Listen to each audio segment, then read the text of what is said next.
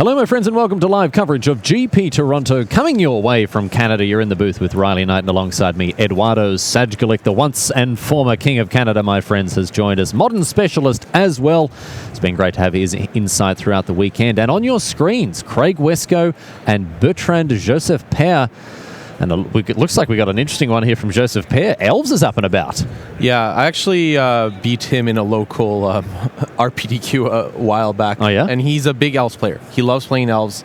He plays Elves as much as he can. And a little factoid about him, he loves the miscuts. Oh, really? So Yep. we may see some interesting printings coming out of Joseph-Pare's deck here. Wescoe. Now, ladies and gentlemen, I will get you to make sure that you are seated comfortably and securely, lest you fall out of your chair when you learn that he is playing a deck full of small white creatures. Craig Wescoe is on black-white Eldrazi and Taxes. This is the traditional Death and Taxes list that has been kicking around Modern for quite a while, but it is playing some cards like, for example, excuse me, no, he's not playing the Eldrazi package. No. Wow, okay, shot myself in the foot there. We have seen stuff like Eldrazi Displacer and Thought Not Seer enter the lists of these black-white Death and Taxes lists, but not so, Mr. Secretary. This time we're on straight up traditional Death and Taxes. Yeah, so, however, the Black Splash here, so to explain what Death and Taxes is, essentially they tend to be white disruptive decks. Their core is usually 4 Leonin Arbiter and 4 Ghost Quarter. So essentially Leonin Arbiter preventing you from searching cards unless you pay mana, and then Ghost Quarter turning into Strip Mine. However, Craig decided to play the Black Splash mainly for this card, Tidehollow Scholar. It's the 2-drop disrupts your opponent and really gives you a very strong combo matchup.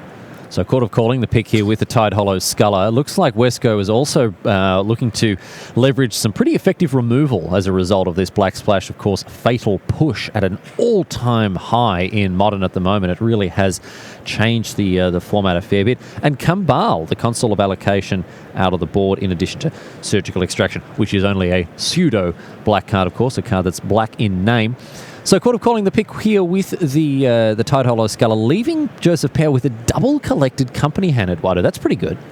Yeah, so essentially Craig can... one of the best cards against Craig are those collected companies, essentially because they allow Bertrand to pull ahead on cards. They allow him to basically get 2 creatures in play, and Craig's deck is okay at dealing with permanents in play, but only so much. There's 4 path and 2 Fatal Push, but after that it starts getting tough, especially small creatures like this are hard for him to deal with pre-board.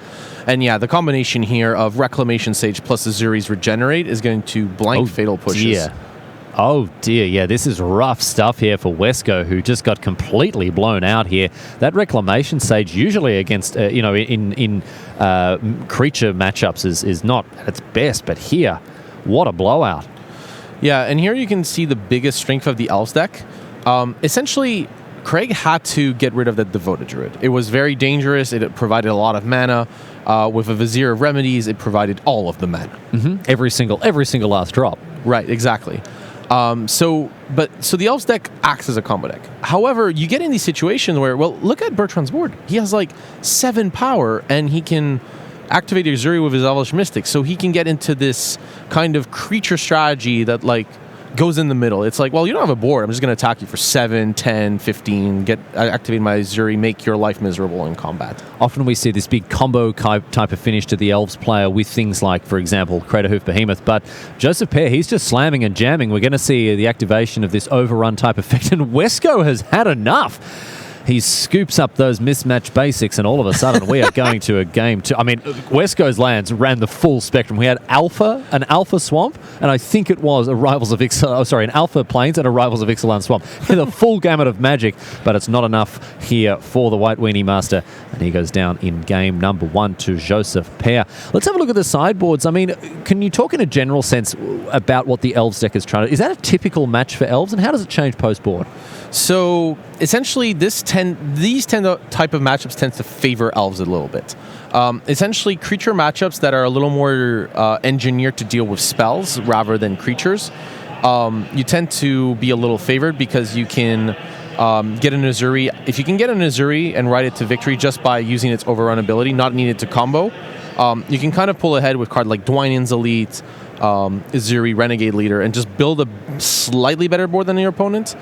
So this matchup tends to be a very creature-based one, except that one player has a combo finish. Okay. Now, what Bertrand is probably going to want to board in, Even's Mind Sensor is probably not very good. Fortune Tender, no. Choke, no. Eidolon, no. So I'm looking here at the free path to exiles, dealing with a threat like Restoration Angel, dealing with Tidal Hollow Scholar to get back your card. So a versatile card that can kind of stop Craig's Disruption Suite, because all of his Disruption Suite is basically creatures.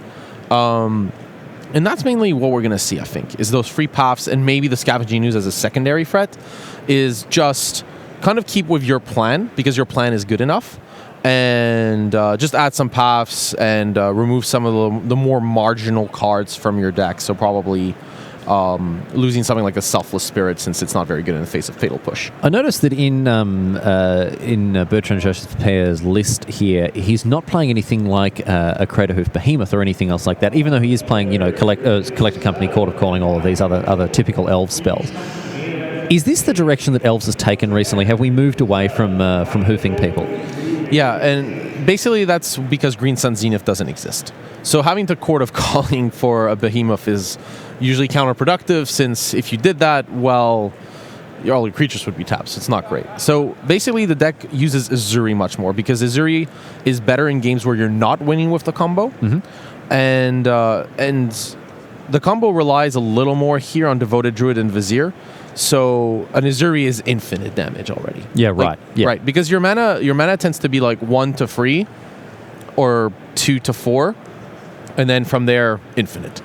So at the point where you get infinite mana, you might as well get the best win condition, which in this case is Azuri. Okay, because that can just pump up the rest of the team completely over the top and take it home for Team Rock and Roll there. So that makes sense from an Elves perspective. Let's have a look at what this Black, White, Death and Taxes list looks like, because again, there are different permutations of it. I mean, initially, my first guess when I look at a list like this is that it would be an Eldrazi flavoured matchup, deck list, but that's not the case. Is this more normalised direction here, or is this a spicier one?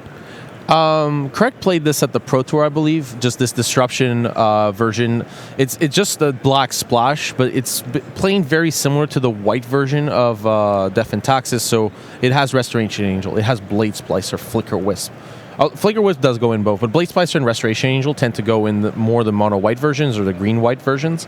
But again, Craig doesn't have that much to board in. He's probably going to board out two of his two cam balls. And there's not much he can bring in. The Surgical Extractions can be good, but because he has a lot of exile effects rather than discard, those cards aren't going to hit the graveyard that much. So the Surgicals are kind of stranded in that sense. Like, you would want a Surgical something like an Azuri, but it's very hard to get it in the graveyard. To actually get it there, yeah. Maybe something like a Collected Company or for on that sort of line, but yeah, I don't really see it too heavily. Ether Vial is going to meet a Llanowar Elves here from Joseph-Pare. Yeah, Well, continue, sorry. But yeah, just to kind of summarize the matchup, I think both are pretty much going to stay on their pre-board configuration. Craig, because he's not planning for the Elves matchup, and from Bertrand's side, because the Elves matchup, I mean, your core plan is your best chance against a Disruption deck of this nature. Much better start here for Wescoe with an early Ether Vial. That's exactly what these lean, mean creature decks want to do. Ether Vial number 2, so we're going to have to hope that Wescoe has got some creatures to add to the battlefield now. Back to Joseph-Pare. Perfect start for him, also with a Mana Dork. Playing 8 of them, so chances are... It's very weird for the Elves deck to not have a turn 1 creature. And wow, that Sage is great. Look at this. This Reclamation Sage is going to blow up this Ether Vial. Wescoe, the old activation, but nothing to put into play. I see his hand is a couple of lands and a Restoration Angel by the look of things here. So Joseph-Pare on an absolute tear. He's doing very well so far. Yeah, the one thing that's interesting is because Craig is playing the black-white version, he doesn't have space for 1-drops. The mono-white version sometimes plays Fraven Inspector, so to get some value out of Vial at 1. But the black-white version decides to play a Tidal Hollow Scholar and doesn't have space for such shenanigans. Blade Splicer here. Going to splice and dice and make a little Golemski. If we can find a 3/3, of course, with First Strike, and a great target for that Restoration Angel that's in Wescoe's hand. Yeah, and something I failed to mention is that Bertrand is probably going to board in his second stage. There's way too many targets. Vials. Oh, yeah. Golems. The Tidal Hollow Scholar. Yeah, there's just so many targets. So the Reclamation Sages are going to work overtime here. So 3/3 Golem enters the battlefield thanks to that Blade Splicer. And Wescoe is going to look to continue to leverage that value game that this deck is able to play sometimes. The disruptive element we haven't seen so far. Not hugely anyway. Right.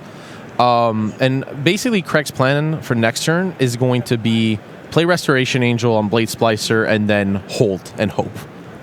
Essentially hope that will be more than enough pressure to make sure that Bertrand can't really go over the top with a normal game plan. So, yeah, here Wescoe is just deciding to build his board. Yeah, so Aether Vial goes up to 2, and we are going to see that board continue to be built, as you mentioned there. And Joseph-Pare very suspiciously, passing the turn with 4 mana. What could he have? Could be anything. Could be anything. Could be anything. Could be another boat. Could be anything at all. Probably a collected company, however. Right. So Wescoe, I think he's got Aether Vial number 3 in hand. Yeah. And yeah, here you see a very key play of somebody that you could see the speed. He played. Yeah, this is a player that comes from Quebec, plays a lot of Modern. He knows that folio is coming down, the threat of it. So he has to fire this collected company now, or otherwise lose it. So 6 cards off the top for Joseph-Pare. Let's see what he can find here. But of course, yes, if that looks like we've got double Devoted Druid. If that Aether Vial activation had resolved and Athalia did come down, then his turn would be a big whiskey. Right. Oh, and it was. Yeah. Imagine that. Exactly. Now, one thing that's interesting is because Bertrand passed the turn, you could put him on exactly Collected Company, but not Court of Calling. And the reason for that is that Craig plays Linen Arbiters, so getting Vial to 2 is too big a risk for a Court of Calling. So if Bertrand was going to fire a Court, he would have done it right away. So Craig knows that it's Collected Company and not Court of Calling, and can act accordingly if he had access to more resource than he currently does. In comes the 3/3. Joseph-Pare knocked down to 17 here. Yeah. But here the thing is, the Restoration Angel is a pretty quick block, but the Golems do get eventually blocked. So it's very easy for Elves to gum up the board and not take too much damage. Essentially, both decks kind of do a very similar thing. Craig has Aether Vial, and Bertrand has tons of mana Elves, so they can operate on very low land counts. So Craig decides to play more lands, to use Field of Ruin and Ghost Quarter, and Bertrand decides to play less lands and more mana creatures. But both play the full 4 Horizon Canopy, a very key land and effect that both of these decks can present. Court of Calling now. Going to be a Kordsky for 2. I believe this... Oh, so for 1.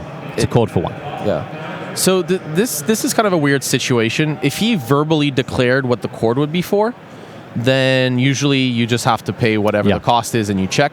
But if he just went for Cord without saying a word, that's... If you're at home and watching this, always announce what you're doing, because...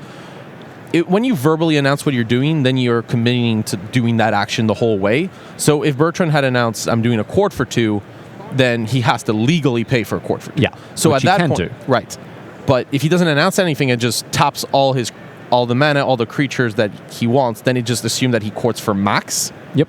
Which would be 1. So we're going to see. This is. I have to say, this is a very generous ruling.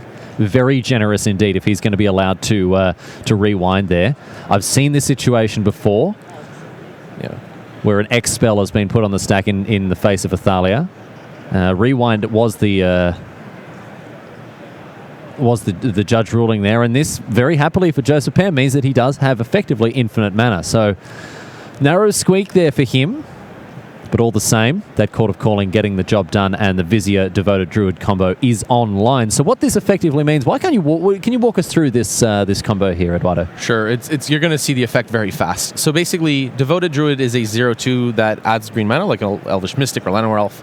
But you can one of its abilities is you can put a -1/-1 counter on it to untap. Now Vizier says that whenever you would have a -1/-1 counter on a creature, well, instead you put 1 less. So in this case, you put 0. So you basically the text becomes untap Devoted Druid. So you tap green, untap. The most impressive thing about this combo is it can't really be responded to once the pieces are in play and the Devoted Druids are active, because you can always re-untap or re-tap as you desire in response. Right. So there's not so the infinite mana is unpreventable once the 2 cards are in play. So if you're ever playing against this combo deck, you need to answer the one-off Devoted Druid, but And unfortunately, Craig Wescoe was not able to do that in game number 2, as we see an Azuri come down, pump up those Devoted Druids, which of course were tapped and untapped for mana a million billion squillion times. which will result in a lethal attack there for Joseph-Pare, and Craig Wescoe unfortunately drops to 5-2 as our first match of the cut is concluded. That means that Craig Wescoe is going to have to go onto that bubble. He is at the very edge of the cut now at 5-2. However, both Bertrand and Joseph-Pare, we will see him in day number 2, Eduardo. As we move over now to Yoshihiko, Ikawa, and Omar Beldon, we've got Tron versus Blue-White Control, a classic good versus evil matchup here, Eduardo. It looks like these guys going to game number 2. Bad guys win in the first game here. I'm glad that you clarified this for our viewers. It's very important that we define the rules. Oh, you have to walk the viewer through some things. You know, I assume that everyone around the world knows this sort of thing, but we do actually have to cover it in case, you know, there are new viewers who don't understand that Tron is effectively the very worst deck in Modern.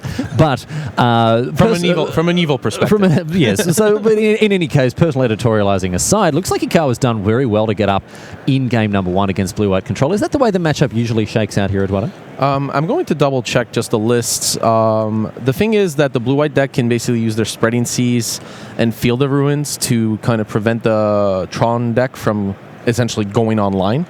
But if you're not presenting a fast clock, the Tron deck can come up. So usually what happens is game 1, unless you have a ton of these cards, you tend to lose because the Tron deck eventually gets to enough mana to beat you and resolve a Karn, or in... well, Ikawa's case, he has free Ulamog's the Ceaseless Hunger. Yeah, he's got a lot going on. Hungry Hippos in Yoshihiko Ikawa's deck here. And I think this is I think Blue-White Control is in a position where, in many cases, it can kind of act like a big mana deck, in the sense that it goes a lot bigger than many opponents. It plays these huge, big spells like, stuff like Sphinx's Revelations or what have you, but oftentimes it's tough to go up against a Tron opponent if you don't have that mana denial plan firing. Exactly. So that's what makes that game 1 so hard. But the game 2 usually is much better because you get to slide out a lot of your dead cards.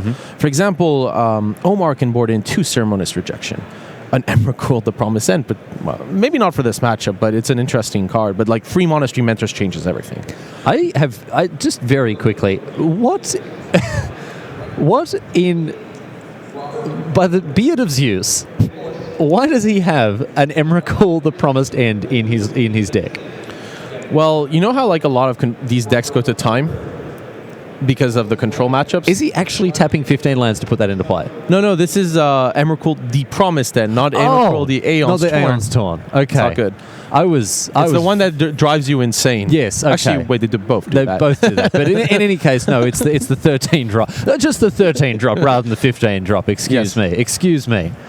But yeah, the plan post-board, Monastery Mentor. The best plan, though, get that Surgical Extraction on a Tron land with Field of Ruin and win. Yeah, straight away, of course, slam one of them into the bin and then get rid of them, and don't have to worry about it too much.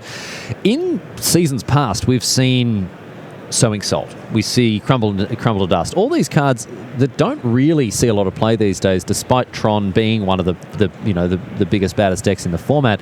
Surgical Extraction has gained a lot of attention as a way to deal with these more linear all-in decks that rely on a single kind of card. Yes. And a lot of that is also due to the existence of Field of Ruin, right? Like now you can actually destroy the land, put it in the graveyard, so it makes the Surgical Extraction much more likely to essentially hit a Tron line. And that was like one of the plans that some of the mid-range black decks had, was playing Surgical with Fulminator Mage. It was not the best plan, but it was the only plan. it was a plan. It was a plan. It was plan A. And plan C, B or C. Plan F or G, yes, indeed. Speaking of Fs, we do have Yoshihiko Ikawa deeming his opening hand to be an F, and therefore will go for a mulligan here. Looks like Omar Beldon is happy enough with his hand. Now, again, let's just go over this once again with these players at 5-1. We are at the cut. However, these players here are playing to avoid that cut. Whoever wins this match, we will see in day number 2. The other one gets a second chance. Second bite at the apple there as we head into round number 8, the final round of Magic before we can all go home and get some rest. Yoshihiko Ikawa is down to 5, and I am doing my very best to remain as neutral as possible in this situation, but please go, Omar, go. Expedition map now, opening things for Ikawa. Yeah, and Ikawa, unnatural Tron. Unnatural Tron. Well, Expedition map plus 2 Tron pieces. That'll do it. Yes. That'll do it. Right. And one of the biggest strengths of Tron is how well it mulligans. The fact that you can just have free lands and 7 mana puts you way ahead of the mulligan skill out of any deck. Yeah, you just need to draw, some of the many, many redundancy pieces you have, and then just one fatty, and that can often do it. Oh, but a Stony Silence mean that map has been tossed into the fire, and now a Chromatic Star also doing absolutely nothing here. Yeah, the fact that Stony Silence shuts down mana abilities makes Chromatic Star and Sphere really cold to it. And yeah, this is like Omar pulling extremely far ahead. Yeah, this is carnage here for Omar Beldon with denial on all fronts here, in addition to the Stony Silence, which is now just about to be removed. We do have a Spreading Seas, so Ikawa was looking at the mulligan to 5 Unnatural Tron turn 3, but Omar Beldon has gone down to the toolbox, pulled out a very big spanner, and chucked it straight in the works here. Right, so here, Ikawa knows that he's going to Nature's Claim that Stony Silence. That's like 100%. And you'll see this spot maybe when you're watching some Magic, is where one player makes a decision right away and then tanks for the rest. It's usually preferable to think about your whole turn. But here, he knew he was going to kill that Stony Silence, and then he was thinking, what do I do for the rest of this turn? And here he decides to draw a Chromatic Star because he still needs 2 Tron pieces. So because he needs 2 Tron pieces, you want to keep the map for when you're getting the last piece, because otherwise you're blind drawing the last Tron piece. Well, we see the Expedition map is slapped back onto the table, and away we go. And where have we ended up? We've ended up at Urza's Mine by the look of things. Yeah. So here, just 1 piece away. But Omar has, between Field of Ruin and Spreading Seas, many ways to deal with this situation. The problem is, sorry to interrupt you there, the problem is with all of the mana disruption denial plan, this is the classic problem we run into with Blood Moon. If you have the way to disrupt your opponent's mana and destroy their lands or negate them with something like Blood Moon, you've got to back it up with pressure. Yes. You've got to back it up with pressure, especially against Tron, because they will eventually get to 7 lands au natural, and they'll slam that card into play anyway. Yeah, and Ikawa also running Thought-Knot Seer and Fractusk in the board as additional threats. So that point is very correct. But Omar is prepared. He understands that he needs a clock, so he has Monastery Mentor. Mm-hmm. So Monastery Mentor, the fact that it triggers off any non-creature spells means that he can go Monastery Mentor Spreading Seas, Monastery Mentor Planeswalker, and create all these monks.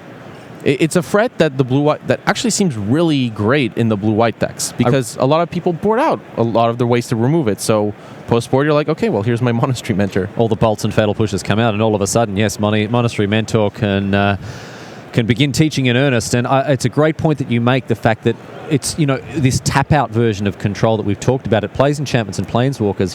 Young Pyromancer needs instants and sorceries. Not so with this little Baldo on your screen right now. I can't tell you how many deck lists I've tried with Monastery Mentor and Mox Opal Mishra's Bauble. Oh, yeah? I haven't found any, but it's in the works. It's in the works. It's floating off in the ether somewhere, and Eduardo Sagically, Captain Canada, will bring it to you, of course, when the time is right. Eduardo, for those of you who aren't familiar with this, I don't know why you wouldn't be. This guy has been around the traps for a long time. He's captained the English national side, the Canadian national side, famously last year, to a... Well, let's not talk about it. No, I keep bringing it up, but then I keep saying let's not talk about it. But right now, I think is the in first place, leading the points for captaincy of the Moon. I think next year you've been in charge of just about every other team on the planet. So going off world this time, Eduardo. Maybe. We'll see how things go. Chromatic's father wasn't a car sent into space recently? Yeah. Oh, look, that's how you've been going, my man. Oh dear, Eduardo Sagically. We're looking forward to him captaining Jupiter by the end of the decade at the World Magic Cup. One extremely interesting sequence. While we were laughing about stuff, I was just trying to, there's a game on the edge of the screen. Oh yeah. Excuse me. You're trying to remain professional here. Go on. Sure. Ikawa has Urza's Tower and decided not to actually play it, preferring to play the Sanctum of Ugin right now. So yeah. Let's talk about what Omar Beldon is doing here, because this is very, very cute. This is very techie here. He's just cast Pass to Exile, targeting his own Monastery Mentor. This is after having flashed in a Snapcaster Mage as a more or less ambush Viper. After having passed his own Monastery Mentor, he has held priority and cast Remand, targeting his own path to exile. Essentially, he has cycled Remand for 3 mana and made 2 monks in the process. Right. Maybe this is my habit. It's very rare for me to remand my opponent's spells. Yeah. If you've ever played a Control Mirror in Modern, you will learn very quickly that remanding your own spells is the core plan to victory. Yeah, it's a huge way forward, especially in the face of opposing cryptic commands. Right. That makes this Monastery Mentor even better, because now you can pump your team up with remand, so you can essentially go something like Paf, Remand, Paf. I wish I could have seen Ikawa's face. Turns it into Overrun, of course. But as he's like, Path my Mentor, Ikawa's like, okay, that seems like a fine play for you to make. But no, a nice little sequence there from Omar Beldon. Very cute, as we mentioned. Not a sequence we often see, but it's certainly got him a bit of value here. And he's really looking to get some damage in. Yeah, I mean that is essentially why that Monastery Mentor is in. It's in there to teach how to deal damage. Essentially, you have to teach the students, like, here you go, Paf, remand your own Paf. Yep. Wax on, wax off. But right now, the only thing that is getting done here is an Ulamog, the Ceaseless Hunger. It's going to eat up these creatures, and Omar Beldon does seem to have a response here. Is it going to be a cryptic command? Most likely blue, white, yes. Yep, very clear telegraph there from Beldon, but all the same, it is a nice, clean 2 for... Whoa. Did Ikawa just put the Sanctum of Ugin back in his hand? That would be correct, but he did so, I believe, because Omar went, you should have that back. Oh, you can bounce it so he can't sacrifice it. Exactly. Wow. And then he paths his own Monastery Mender to go... So much tech from Omar Beldon, teaching us all a thing or two about how things can operate here. Look at this lethal. As long as, let's see, Omar needs 2 spells, and then it's lethal damage. So 4 little 1/1s, all of them with prowess as well here. Relic of Progenitus from Ikawa, and as he ships the turn, if Beldon can pull 2 spells together, well, Serum Visions is the perfect one to start with. Yeah.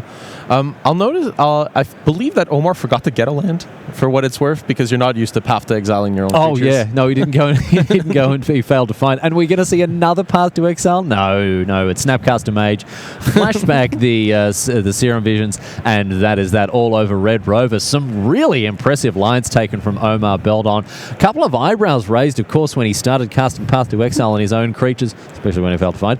But all the same, it got the job done, even with an Ulamog, the Ceaseless Hunger, being cast. Right, and Monastery Mentor, the perfect card against Ulamog, the Ceaseless Hunger, as long as you can back it up with a counterspell. Essentially, Ulamog is very good against singular threats, and Monastery Mentor goes wide. And I really like this. This may be a piece of technology that modern architects around the world should pick up on here, because I think the Monastery Mentor sideboard plan is in a great spot, especially as people know about blue-white control, right? They know this deck, they know how to tussle with it, and they know that post-board you brought out your bolts, you brought out your fatal pushes, you brought out your paths. And all of a sudden, when they're beating down with a Monastery Mentor that's uncontested, that's bad news. Right, and I was extremely impressed with Omar turning his Serum Visions and Path to Exiles into lightning bolts and essentially flame blasts, making pump spells.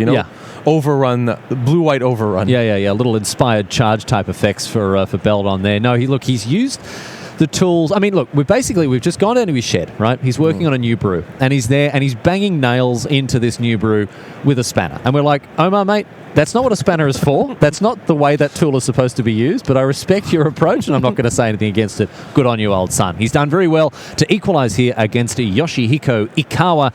Omar Beldon, 1-1. You're in the booth here with Riley Knight. That's my name, and I'm joined by Eduardo Sajkulik. It's been a pleasure to have your company throughout the weekend so far here from GP Toronto. The format, of course, is Modern. It's week number 2 of our 3-week Modern extravaganza. Last week, we enjoyed the exploration of the format at the highest level at Pro Tour Rivals of Ixalan in Bilbao. You were playing, I was watching, and of course next week we'll be heading over to Lyon for more Modern, this time out of France. Me and the rest of the EU coverage team, headed up, of course, by Mr. Rich Hagen over there on the card viewer, munching away through a packet of goldfish by the look of things. He's enjoying them immensely. Oh, sorry. This stream brought to you by Edible Goldfish. As we Oh, MTG Goldfish, excuse me. We've crossed our lines here. The sponsorship arrangements all over the shop. But in any case, my friends, what a pleasure it is to have your company as we explore the very best of formats here. It's been fantastic, Eduardo, to just get stuck into this Wild West format at such a great point in its history. Yeah, I mean, I don't know how much we can say that Modern is anymore in the Wild West. It just seems to be a great exploration territory. Like, you keep, going out, like trying to craft new territory, and people keep coming up with new plans, new decks.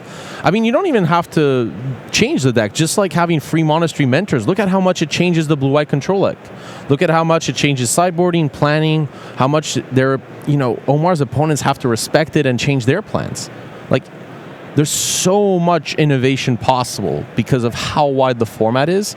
And week to week, the person that can really redefine, I would say, like, it doesn't have to be a full archetype, just redefine sideboarding with a popular archetype, can really pull ahead. And that's what we saw. That's what we saw last week. We saw innovation at the highest level, tuning and tweaking deck lists and established strategies. I mean, we didn't really see any huge breakouts last week with any enormously new technology, but we saw some very refined deck building and some tweaking of old archetypes that really turned a lot of heads. But right now, it's all about the match on your screen. Yoshihiko, Ikawa and Omar Beldon, Tron versus blue-white control.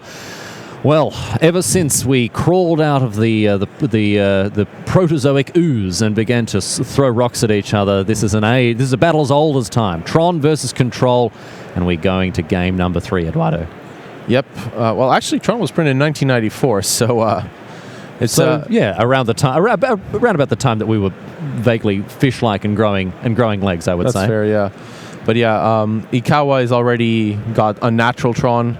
Urza's Tower, Urza's Mine Expedition map. Mm-hmm. He knows where 2 of them are. He's like, the mine's over there, power plant's there, don't know where the tower is. This map, luckily, is going to get us right over there. Actually, he has the tower in hand, so he's got unnatural and natural. he's got it all. Firing on all cylinders here as we see Ikawa go searching off for that 3rd Tron piece, and Beldon is going to have something special here. What is he looking for in order to keep himself ahead of this turn 3 Tron? Ceremonious Rejection or Remand. Yeah. Critical cards in this situation. Interestingly, something I just spotted now is that Omar's not playing one Remand as kind of a value-ish card in the Control Mirrors. He's playing the full 4. The full 4? Yes. So he's looking at a much more it's very weird to see the full 4 in a deck like Blue-White because you usually want to trade resources rather than buying time. So yeah, Fought Not Seer here. I think a really good addition to the Tron sideboard. It's a very good mid-range threats, disruption plus clock attacks on a totally different angle. And a bit cheaper as well. Yeah. One of those things that if you are being, if you're having Spreading Seas cast, Blood Moons, whatever else, it can, well, maybe not through a Blood Moon, but it can come down a bit earlier than in most cases, as Remand is the play here for Beldon, who isn't going to be able to redeploy that Thought Not Seer. Right. And here, what's interesting is that even if Beldon has a Field of Ruin or an Urza's Mine, a Field of Ruin or a Spreading Seas, he's going to be tempted to attack the tower, but Ikawa has another tower that he naturally had. Oh, no, yes, that's going to be how it goes, isn't it? Right. One of the interesting plays against Tron is something that's a bit counterintuitive. Sometimes it's correct to attack the mine or the power plant rather than the tower. And the rationale for that is that Tron usually has to use their mana to dig. So if tower is the last piece, they get the maximum amount of mana.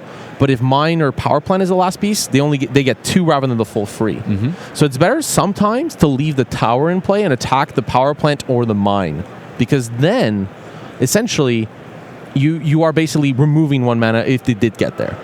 And that might be the difference between them going, okay, I'll play a map and a star, or I'll play an Oblivion Stone this turn. Yeah, right. Okay, well, we have seen a map come down here for Ikawa after he cycled through a couple of Chromatic Spheres there. And this spells trouble for Beldon because, I mean, we know that Ikawa has the tower in hand, but no matter what axis Beldon attacks on here, that map is going to go and shore up whichever weakness Beldon chooses to exploit here. Right. On the positive side, though, for Omar, if he attacks one of the Tron pieces, at least Ikawa's turn is kind of semi-locked into having to fetch that Tron piece, while the lands just get 2 mana. 1 mana each, right? So it's okay to attack this turn, but normally the hand in the head doesn't imply a very strong position. I'm actually having trouble seeing Omar's hand, but this decision is really tough. It seems like he has a Cryptic, which will be great next turn. But right now he has to decide, do I want to essentially attack my opponent's mana, or do I want to focus on trying a card parity strategy? Where, okay, well, I can't attack my opponent's mana, so I'm just going to try to 1-for-1 with their threats until I can dig myself out of the hole and maybe Field of Ruin plus Spreading Seas on the same turn. So 3 mana now for Omar Beldon. He's gone searching with that Flooded Strand. Is he going to... I mean, he can't deploy a Monastery Mentor here, surely. If he has nothing, he might just have to. Like, this is usually a sign of I have nothing else. Well, he has nothing, he has no one. It is Noah and the Whale here for Omar Beldon, as both his Flooded Strand and Monastery Mentor hit the bin, and I don't think there's much he can do here. An uncontested Ulamog, he's a hungry boy. Again, he's going to get stuck in, munch on that cheeseburger that is Omar Beldon's library, and finish it off with a milkshake that is, of course, his life total. Eduardo, it's not looking good. No, it's not, and I can see now that Omar had the choice between Field of Ruin and the Monastery Mentor, which it's a very difficult decision. I think ultimately that turn, if you have Cryptic Command, you might have been forced to go for the Field of Ruin play, because you know that next turn you can go for Cryptic Command. So probably the Field of Ruin play would have been better, but it's closer than it looks. Like, it looks really bad because Ikawa had Tower into Ulamog, like the absolute nightmare. But Omar does need to put pressure, so he probably decided, well, I'm going to let one threat resolve and then hopefully be able to pull back from there.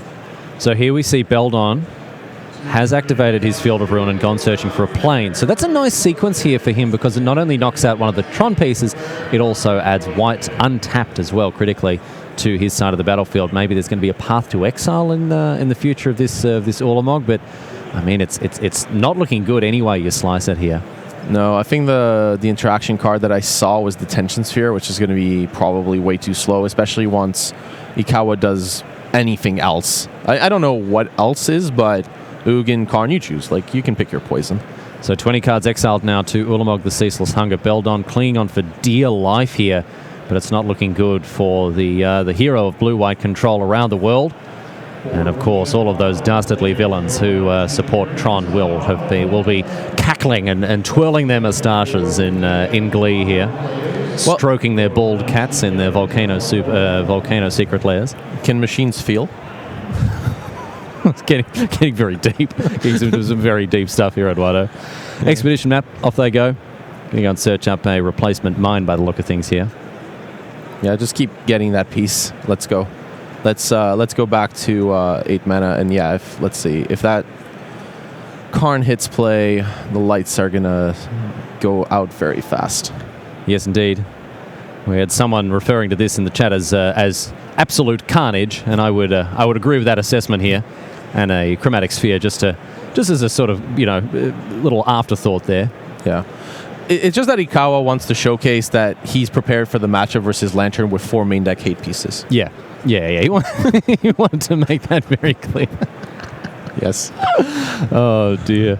Oh, Modern Deep Cuts, ladies and gentlemen, here on The Cut with Riley Knight and Eduardo Sagicalic. Detention Sphere taking care of the Ceaseless Hunger here. But, I mean, he's already eaten his fill.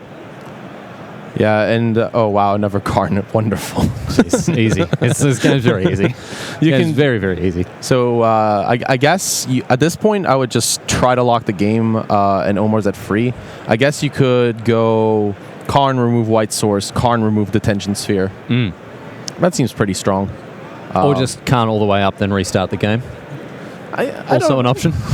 It is an option, but I like to win the games I'm winning already. Oh, you don't want to just rub it in and turn your opponent into a salty sea dog? No, there's still another match to do, and I think that there's enough pain in the world. Yeah, you know what? There is enough pain in the world. You're right. There is enough pain in the world, as we see now. Thought Not Seer adding to that quotient of pain around the world right now. Yeah, so here, Thought Not Seer, Karn, remove your White Source, Karn, remove Detentions. This is just, search up Ugin, just don't know. We're done. Absolute carnage. Turn it off. I can't watch anymore. I can't see this anymore. Oh, my goodness. And an extension of the hand from Omar Beldon, the writing on the wall for him. I mean, he's been standing there reading it for hours as Yoshihiko Ikawa does very well indeed to propel himself into day number 2 of GP Toronto. The format is modern, of course. We've seen Tron versus Blue-White Control. We've seen all sorts of other silly nonsense going on in the feature match area, and the party don't stop, ladies and gentlemen, because after this, of course, coming up, round number 8 and the final cut as we head towards day 2 tomorrow. Right now, however, Ben Rubin and Matt Hoffman, we've already checked in with Ben Rubin earlier on this morning, Eduardo. He's on the traditional black-red Hollow One. I like that we've already got non-traditional Hollow One decks in Modern. He's up against Traverse Shadow. This is the new way that people are playing the Death Shadows, isn't it? Yes. So it got an extremely good result at the Pro Tour. It turned out that adding Mishra's Bauble to Grixis Shadow was good, but it wasn't as good as just playing the original version, the one that broke Vancouver. So a year later, still in Canada, we're seeing Traverse Shadow, and it's still being very good. We've come back full circle. Yes. One very interesting piece of technology that, well, we're post-sideboard, but that Matt has main deck, has read the Fervent. Yeah, we've seen this in some of the Jund lists these days. And I mean, Jund isn't at the best that it's ever been here in Modern, but this is one of the sort of interesting, the more interesting pieces of technology that has been brought to bear by many of these mid-rangey type decks throughout the last a few weeks, I would say, in Modern over the last couple of months there. Yeah, and Matt is, just to kind of add on here, Matt is not playing the super spicy version with all the colors. He's deciding to splash white for Lingering Souls, but he's not playing the Stubborn Denial that some other versions are. So he's much closer to an improved, new and improved Jund deck, essentially. Choosing to play only 3 Lingering Souls between the 75. So he's much more of a Jund deck that plays Death Shadow. Got some updates from around the tournament as well. I can tell you that quite a number of people defending that undefeated record. Amongst them, Jonathan Rosem, who we saw earlier, and Matthew Dilks also featured in our feature match area there. Daniel Ward as well, and Nicholas Giaggiello, all at X and O records so far. I also recognize Maxime Auger, who came in the semifinals of Nationals and has been on a pretty decent run these days. He's doing very well. Alongside him, Justin Murphy and Jonathan Zhang, amongst a number of other players as well, who have got across the line and will be seen at day number 2 beyond a shadow of a doubt. But right now, both of these players on your screen fighting for that day 2 appearance. Ben Rubin playing this Hollow One deck that was the talk of the Pro Tour last week in Bilbao, Spain. We saw it get all the way to the top 8 in the hands of, well, essentially Team Musashi. They brought it to bear in Bilbao and had some pretty good results with it. Yeah, I mean, 1% in the top 8. I saw a Hollow One mirror next to me. Oh, yeah? Which was a very entertaining match. I bet it was, just throwing cards around like confetti, just discarding randomly and drawing all over the place. Terminate, getting rid of this Flame Blade Adept here for Hoffman. He's on 5 under the gun. Yeah. It looks under the gun, and then you realize that Scavenging Ooze gains life, and that makes it much more interesting. And then you realize that Death Shadow relies on you having a life total, and you think, oh my goodness me, what's he doing? But it is enough here for Matt Hoffman to take it home, and Ben Rubin falls down to 5 and 2. Not out for the count just yet, but we will be seeing Matt Hoffman with his Traverse Shadow list on our tables tomorrow here for day number 2 of GP Toronto. You're watching The Cut. You're with Riley Knight and Eduardo Sajgalik. Now, Ben Rubin at 5 and 2. What's his story looking like for the next couple of hours? Well, get a drink, get some food, refresh, and win the next round. We're going to see exactly how that pans out as we head deeper into the cut towards round number 8, ladies and gentlemen. And we're hoping you're going to stick with us. Eduardo and I will be back before too much longer. But we've got to go to a break right now. We'll see you on the other side of it back here for more Modern at GP Toronto.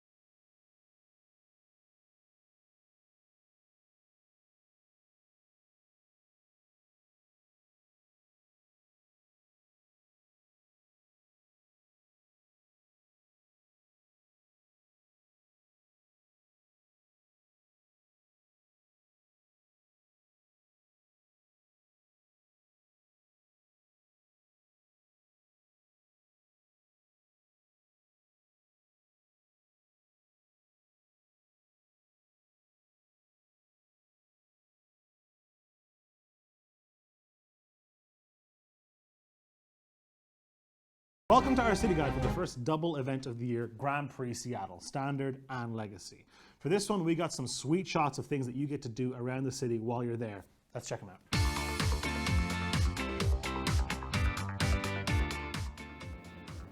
Welcome to Seattle, the home of Magic the Gathering and the home of our first double GP this year in April. We're here to give you a look at some of the cool things you can do in town, starting with the Space Needle.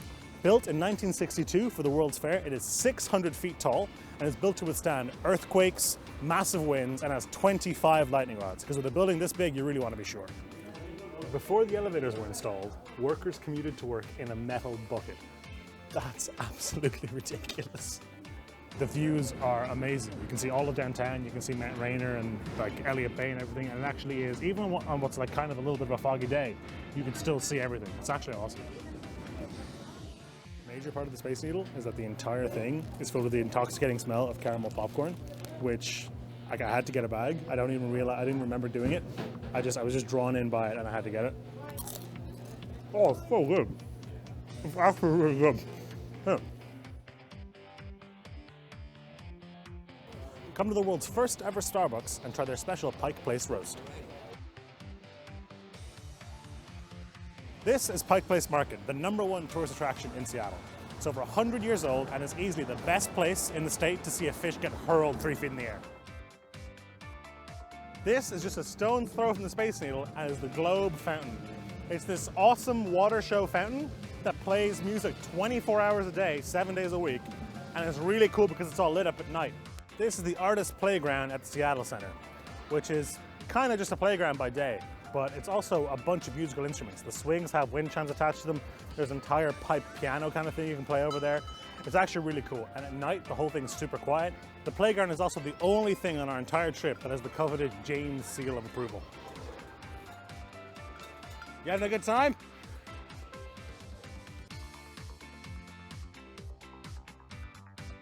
And this is GameWorks, a retro-style arcade right next to the convention center where you can play a bunch of old-style arcade games and win carnival tickets. So if you're coming into town to walk away with a giant plushy snake, this is the place to do it.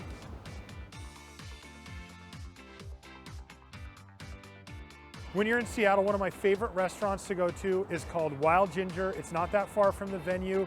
Get the 7-flavor beef. You're welcome.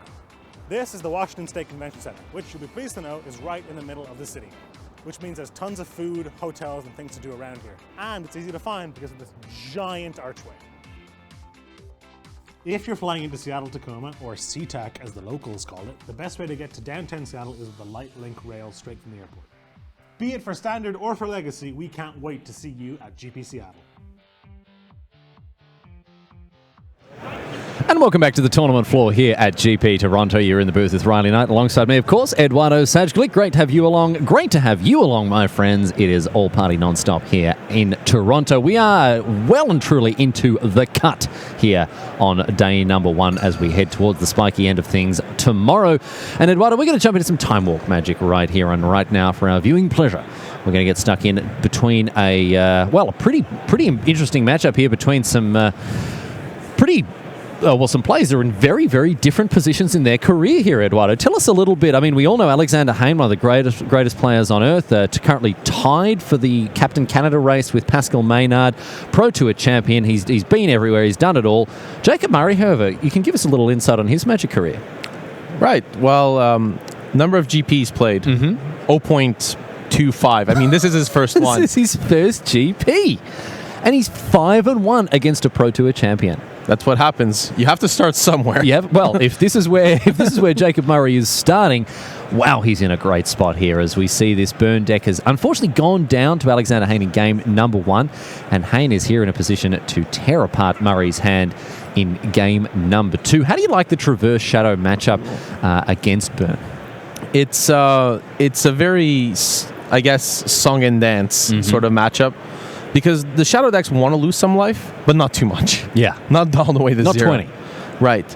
So Death Shadow is by far one of the most important cards, and Hane is not playing Collective Brutality, which would be... Oh, sorry. My apologies. There is one in the main deck, but he's not playing 2 that usually most, like Grixis Shadowless would, which would be the best card in this matchup. what's usually the way the shadow decks want to kind of approach against burn is they want to run the burn deck out of resources, conserve their life total, so board out the street wraiths, and then they want to get a Liliana of the Veil, and this is why you still see the Thoughtseize. It looks terrible against burn, but you're getting either a Path to Exile, which would deal with your Fret, or you can get a burn spell. So it only is costing you, in effect, 1 life, because you really want to run that burn deck out of resources, get that Liliana of the Veil down, and then once they're out of resources, get your 1-2 Frets and lock the game out. A key moment for me in my understanding of how burn matchups play out is around Collective Brutality. Because Collective Brutality, you never get ahead on cards, right? It's always it's a straight up 1 for 1, 2 for 2, or 3 for 3. And I thought, well, why is that card so much better against burn when, it's just a straight up trading of cards? And I realized that burn decks need a critical mass of cards to do what they want to do. And it doesn't matter how you empty their hand. If you could cast 1 with nothing against a burn deck, you would win. Because as soon as they are out of cards, then they are going to have as long as you're on a reasonable life total, they're going to have a really hard time getting that critical mass of burn spells. The best way to picture burn, imagine it's a combo deck. Yeah. So burn is great when it needs 5 of its combo pieces. It's okay when it needs 6, and it's terrible when it needs 7+. So when the creatures deal damage, burn has a good matchup. If they don't, you're far behind. If the burn deck needs 5 spells to win, that's great. If it needs 6, that's not great. If they need 7, they're in trouble. It's basically a combo deck trying to get its pieces. So what do you do against combo? Discard and pressure. Yeah. This is exactly what we've seen here, and this is how burn decks lose, is by not... Because it's a great point you make, it's a combo deck. They want X number of cards that deal between, 3 to 5 points of damage, 3 to 6 points of damage if they're lucky. Cards like Lightning Bolt, Rift Bolt, Searing Blaze, Lightning Helix, Skull Crack, Lava Spike, they all do 3 points. They all do 3 points at the dome, that is. That's what the deck is designed to do. So with a Thoughtseize, as you mentioned, you're gaining a life if you can get rid of something like a Lava Spike. Right. And because the burn deck, basically the Turret Shadow deck can only take out so much, so they prefer to take out the Street Wraiths because that's just automatic life loss, right? While Thoughtseize at least trades for a resource. And you can see Hayne's plan. He's just taking the burn spell, stranding Jacob with those Path to Exiles, waiting for a Liliana of the Veil to make its appearance, or Ranger of Eos for 2 Death Shadows, and then win from there. Because the paths have no targets, so Liliana just goes, be gone, be gone, be gone. You have no cards. Okay, now I'll win. And that's it. And this is the exact point. As long as Alexander Hayne is at a reasonable life total, running a burn player out of resources is the best way to win the game. When they're drawing like a single lightning bolt a turn, or like, what are they drawing? Less? They're drawing like 0.6, 0.7 of a lightning bolt every turn. That is not going to be enough to get a player down from even 10 life. Right, and the creatures post-board tend to be invalidated, so they become dead draws. Burn spells are still great, because the Shadow deck will still take some damage, they'll still go a little lower. But creatures, the Traverse Shadow decks, and any Shadow deck really, Grixis Shadow, Esper Shadow, they tend to have removal spells for the creatures, so the creatures deal a lot less damage. So they become less relevant, and at that point, you're down to burn spells. And this is kind of a very old argument, or a very old philosophy, the philosophy of fire. Every card, the average card in your deck should be dealing 2 damage, and then you probably win. Just play 60 shocks, mate. 60 shocks. Still need to cast them, so you need those Mox Rubies as well. Oh, right. Yeah, excuse me. Here is Liliana of the Veil. And this is going to be a big turnaround here for Hayne, as he is just going to strip the hand of Jacob Murray, stabilized on 10 life, and hope that, effectively put Murray to the task where he has to draw runner burn spells to eventually just burn Hayne down from 10, which is not an easy task. No. Jacob needs 4 damage burn spells. He has 3 Borostron left since one got discarded earlier, and he might have boarded in the Exquisite Firecrafts. They're not... You just need like burn spells that deal as much damage as possible, especially when you're against discard decks. Here you can see Hayne essentially pretty happy to just plus Liliana, make sure that Jacob loses resources, because Jacob could protect his Path to Exile, but he's going to lose everything he draws. So, and at some point, Hayne could just go like, here's 2 Frets. You can path 1 if you wish. So yeah, I think Hane here is pretty far ahead since Jacob doesn't have a burn spell in hand. And I like how Hayne identified the way that he wanted to take to win the game. And we see, people around the world would go, what's he doing casting a Thought Knot? What's in his head? Squash flies and bits of fluff. He's casting Thoughtseize against burn. But we're seeing that this is the route that Alexander Hayne has chosen to take. And this Pro Tour champion is going to get it done. Most likely. I mean, there is obviously a possibility that he draws literal nothing and Jacob draws literal nothing? Infinite burn spells. Just like an empty sleeve off the top of his library. It's possible, I guess. It's possible. The card just falls out of the sleeve and falls into the drains that we have at the bottom of... We really shouldn't have put the feature match area above all those meat grinders. Fair enough. But yeah, the important thing is Hane will still...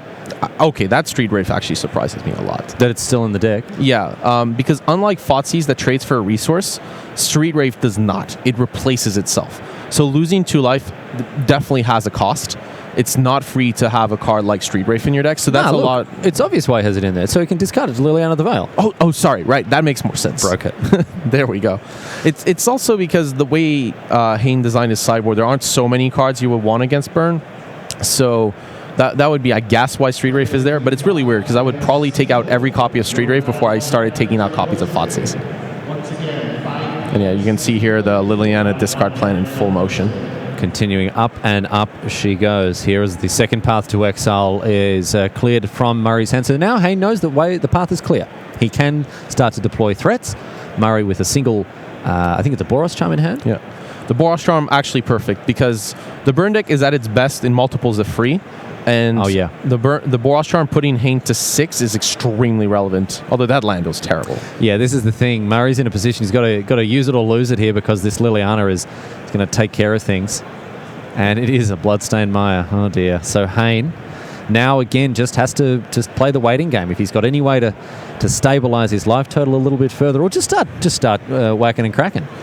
Well, whacking and cracking is going to be the name of the game. There's not much life gain, so you better get something on the table and something that kills fast. So what are we looking at here? I mean, a Collective Brutality would put him back up to 8, which would be very handy, I'm sure. But generally speaking, he's just going to look to try to get it done. What he wants Death Shadow, Ranger of Eos, Tarmogoyf, or Traverse the Oval Wall to get one of those cards. That's what is going to matter the most. He needs to get those. There's definitely been Delirium. The game's been long, right? There's Creature, Sorcery Land, Artifact, right? Okay. So Hane's looking for a threat, but not having a threat is super weird because the deck is chock full of them. I mean, 4 Goyf, 4 Death Shadow, Ranger, and 4 Traverse. That's already 13. Mm-hmm. So it's maybe a pretty unlucky that he has not had a threat with all the cycling and digging with Mishra's Baubles and all this. So his plan has been firing on all cylinders in the sense that he's stripped Murray away from his hand down to 0 and what have you, but he hasn't moved to stage 2. Killing. He hasn't moved to stage 2. He's done the stage 1. Now he's on the stage 2, which is, the 3 question marks, and he's hoping to get to profit, but he hasn't. He's a long way off from it because, as you say, he does need a threat, and it's another Mishra's Bauble here. Yeah, Mishra's Bauble is great, but maybe not the most optimal top deck. And on top of that, earlier on, Hane discarded his Godless Shrine. It was the right card at the time. It's most likely that he doesn't have a white card in his deck, but yeah, Ranger of Eos is not a card he can now draw or use, apart from in conjunction to a Manamorphose. I love that, by the way. Looking at your opponent's library so you know what's going on. Oh, yeah. See how worried you should be here. Alexander Hayne with the Mishra's Bauble. He's going to draw the next upkeep. Does he want to discard a card here? What's in his hand, Eduardo? I'm trying to see. There's definitely a land in Hane's hand, so that's why he's sticking up Liliana. He's pretty happy with that. Oh, and it's a Helix as well here. So Hane down to 3. All of a sudden, the Hane plane is about to crash into the ground now if Murray can find another burn spell off the top. And Hane has seen what's on the top of the library. Oh, Collective Brutality. Yeah, gain 2. Give himself an extra turn. Yeah. It doesn't look that great in this instance. The reason Collective Brutality is so good against burn is because all the modes are relevant. Discarding a card, you can kill any creature in their deck, and you can drain as well. Like, there it was probably at its most mediocre Lightning Helix impression. Yeah, it's just got up on stage and, coughed and burped into the microphone while trying to do an impression of this, of the mighty Ravnica burn spell. Yeah, just it's incredible. Hayne is just declining to draw Just threats. ripping blanks off the top now, and we're going to see an activation of Liliana's ultimate. So let's remind ourselves of what this card does. Separate your target opponent's permanents into 2 piles. They select one, and it gets sacrificed. Now, Eduardo, I don't know if you've ever played on Magic Online against a Liliana ultimate, clicked on the pile you want to keep, and immediately seen that hit the bin. I usually don't, but that's because I take about a minute to double check what's going on. So Murray has just... Oh, dear, Mr. Murray. He just indicated the 3 pile, and if at the very strictest ruling, if you select that pile, it's sacrificed. But Hayne is not looking to angle shoot here as he goes down to 2. Murray off the top. What can he find? It is A Rift Bolt. a Rift Bolt targeting you, and Alexander Hayne goes down in dramatic fashion in game number 2. His plan just didn't come together. He was doing such a good job. Thoughtseize into Liliana. That's what he wanted to do. Never found the threat to close things out. I actually thought his plan came together. It just missed something. Yeah. Basically, his plan was correct. And it was working, and he just needed to draw a threat and did not. So that's what happens. Well, the Hayne plane hit by a lightning bolt and splashing into the sea there. And it looks like Murray and Hayne examining their opening hands. Are they going to be happy enough to keep what they're working with here? Yeah. Murray continues to look at the first 3 cards in his hand. Mishra's Bauble opening the account here for the Canadian superstar. So, yeah, the timing of Mishra's Bauble is kind of interesting. So Hayne is probably going to draw a card. Because there's no discard in the burn deck, he can draw the card right away, most likely. Get that F6 value. One of the cool things you can do with Mishra's Bauble, if you're playing against an opponent with discard and just want to cycle it, is you can basically use it on their turn. So you draw the card on your next upkeep. So essentially, they look at 1 less card. Yeah. So that's kind of a nice little interaction with the card. But yeah, you can see the difference. Hane in the dark would have definitely slammed that Godless Shrine untapped in game 1, but against Burn, it's tapped. It's always tapped. Unless you are going to kill your opponent very quickly, it's always tapped. So Murray now does have an untapped Sacred Foundry, doing the big shuffles here. Yeah. More shuffling than an LFMAO video by the look of things. And what's he looking? What's the perfect play here? Is it a Goblin Guide? It's probably a Goblin Guide or a Swift Spear. Here we go. But one thing, that shuffling took too long. And I'll explain why. Jacob's pretty nervous. First GP against a strong player. But because he took so long to shuffle, if I was in Hane's seat, I would detect that Murray was looking for something specific. And it turned out Murray needed a second land. So just be careful. Don't let the situation itself lead you into giving information to your opponent.